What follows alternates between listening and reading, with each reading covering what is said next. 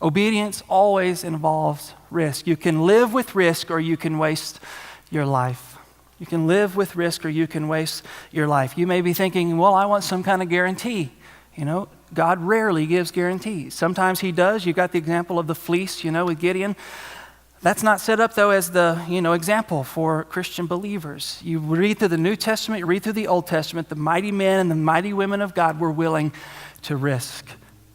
You can be obedient and live with risk, or you can waste your life. And why don't we take risk? Well, it's fear.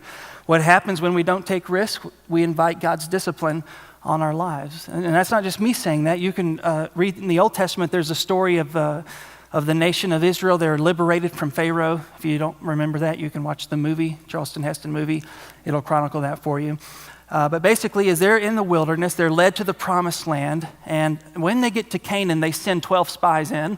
And the 12 spies come back. 10 of the spies give a negative report. 2 of the spies give a positive report.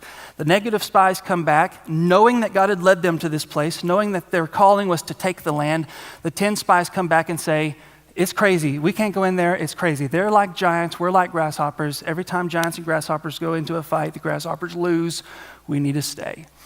The 2 spies, Joshua and Caleb, they come up and they say, yeah, that's true. They're not lying, but God has given us this land. We need to have faith and take the land, and God will be with us.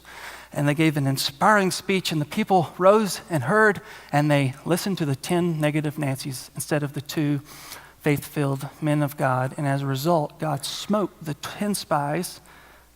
It's an old word, smote. He smote them with the plague, and they, as a nation, wandered in the wilderness for 40 years until a whole generation died off, and then they took the land.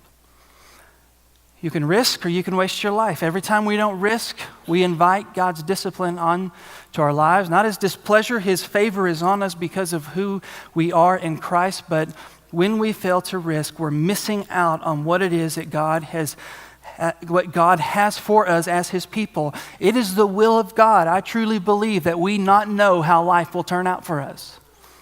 We don't need to have all of our questions answered, because in doing that, God misses out on an ability to stretch us and to do something in our faith that otherwise wouldn't happen if we knew all of the answers. And so many times, God will remove the certainty and the security that comes from knowing how things are going to end out, and he stretches your faith by calling you to risk. Obedience always involves risk, whether you're a pastor or mom or dad, stay-at-home mom, businessman, owner, employee, whatever you are. We can risk or we can waste our life. And risking is dangerous, absolutely, but not to risk is more dangerous.